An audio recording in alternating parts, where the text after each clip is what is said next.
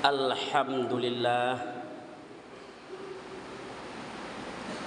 Alhamdulillahilladzi anzala sakinata fi qulubil mu'minin. Ashhadu an la ilaha illallah wahdahu la syarika lah. Lahul malikul quddus. Wa ashhadu anna Muhammadan abduhu wa rasuluh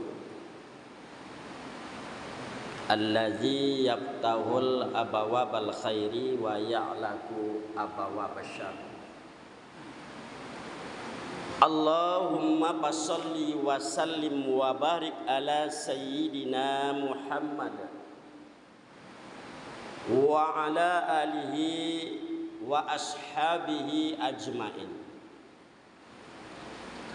Amma ba'du fa ya ibadallah, usikum bi nafsi bittaqwallah. Ittaqullaha haqqa tuqatih wa la tamutunna illa wa antum muslimun. Wasma'u qala Allah ta'ala fi kitabihil karim wa huwa asdaqul qailin. A'udzu billahi minasy syaithanir rajim. Bismillahirrahmanirrahim. Ya ayyuhallazina amanu taqullaha wal tanzur nafsum ma qaddamat lighad wattaqullaha innallaha khabirum bima ta'malun. Wala takunu kallazina sullaha fa'ansahum anfusahum ulaika humul fasikun. La yastawi ashabun nar wa ashabul jannah. Ashabul jannati humul faizun. Allah Subhanahu wa taala berfirman di dalam surat Al-Hisr ayat yang ke-18 sampai ayat yang ke-20. Wahai orang-orang yang beriman, kata Allah, bertakwalah kalian kepada Allah, dan hendaklah setiap pribadi itu memikirkan hari esok. Wattaqullah, dan bertakwalah kepada Allah. Innallaha khabirum bima ta'malun. Sesungguhnya Allah Subhanahu wa taala akan selalu membalasi apa saja yang telah kamu kerjakan.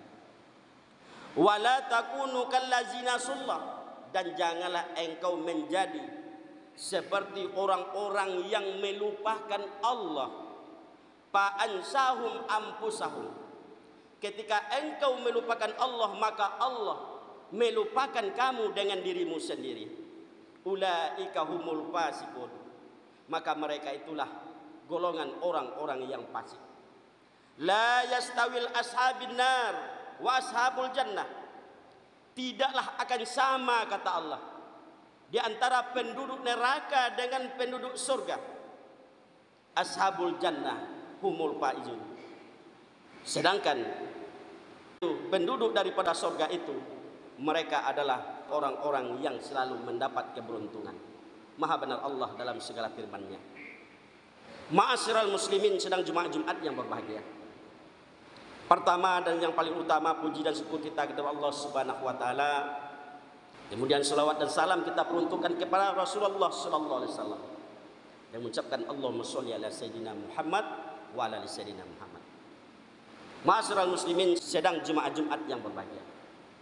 Untuk judul khutbah kita pada siang hari yang berbahagia ini, mari kita jadikan tahun baru Islam nanti sebagai momentum untuk kebangkitan umat.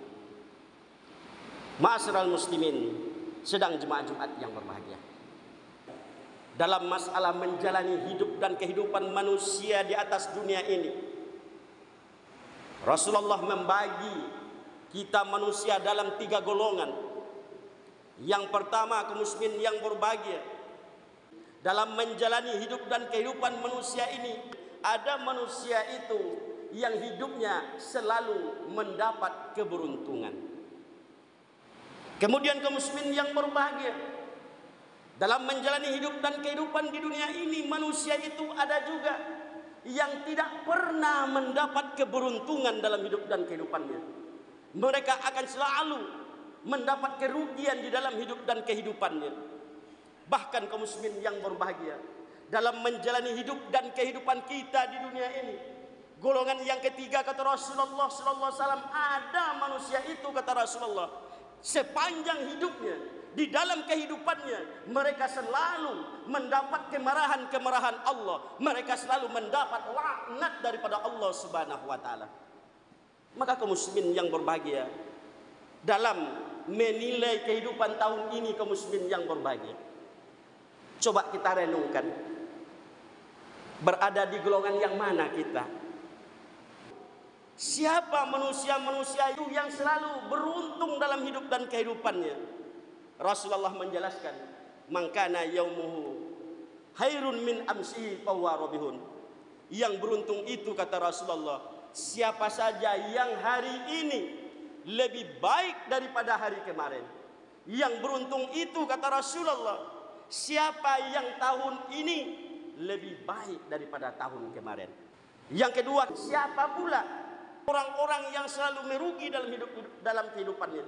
Yaitu orang yang hari ini sama saja dengan hari kemarin. Orang yang dalam kehidupannya tahun ini persis sama dengan tahun yang kemarin. Tidak ada sedikit pun peningkatan dalam hidup dan kehidupannya. Yang lebih berbahaya, kaum muslimin yang berbahagia, golongan yang nomor 3. Siapa mereka ini? Orang yang sepanjang hidupnya, orang yang menjalani kehidupannya, tidak satu hari pun yang tidak dimarahi oleh Allah Subhanahu wa taala. Sepanjang hidupnya tiada waktu itu tanpa dilaknat oleh Allah Subhanahu wa taala. Artinya kaum muslimin yang berbahagia, siapa ini? Wa man kana yaumuhu sarrun min amsihi fahuwa mal'unun. Barang siapa, kata Rasulullah, yang hari ini lebih jelek lagi daripada hari kemarin. Barang siapa yang tahun ini, kata Rasulullah, lebih buruk lagi dengan tahun kemarin, maka inilah, kata Rasulullah, manusia-manusia yang selalu mendapat kemarahan dan laknat daripada Allah Subhanahu wa taala. Maka kaum muslimin yang berbahagia, dalam menjalani hidup dan kehidupan, apalagi kita menyongsong tahun baru, maka dalam menyongsong tahun baru ini, kaum muslimin yang berbahagia, mari kita persiapkan hati kita.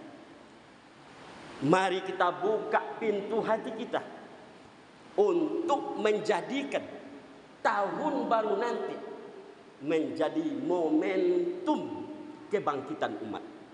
Ma'asyiral muslimin yang berbahagia, kita lihat keadaan kita hari ini, kaum muslimin yang berbahagia.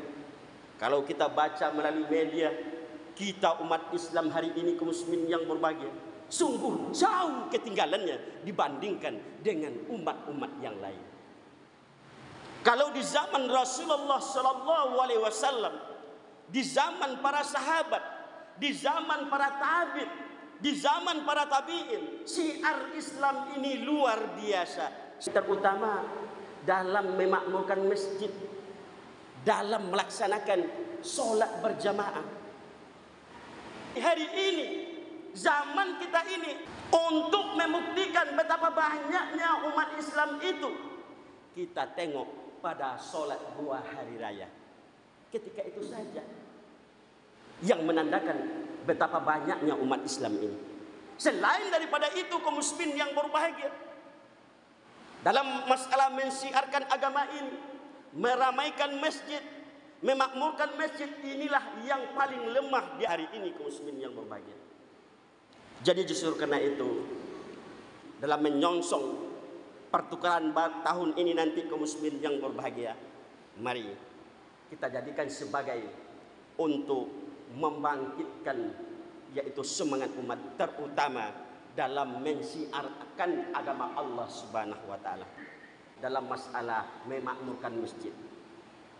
Dalam memakmurkan masjid kaum muslimin yang berbahagia, kalau kita menengok jumlah penduduk di dusun kita ini kaum muslimin yang berbahagia, menengok jumlah kakak di dusun kita ini hari ini kaum muslimin yang berbahagia, luar biasa.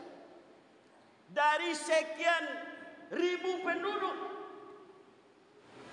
yang memakmurkan ke masjid itu paling ada cuman 2%. Maka mari kita robah. Man amila solihan fali nafsihi. Barang siapa, kata Allah, yang melaksanakan amal-amal yang soleh, yang selalu memakmurkan masjid, kata Allah, fali nafsihi, adalah untuk dirinya sendiri. Masyarul muslimin yang berbahagia.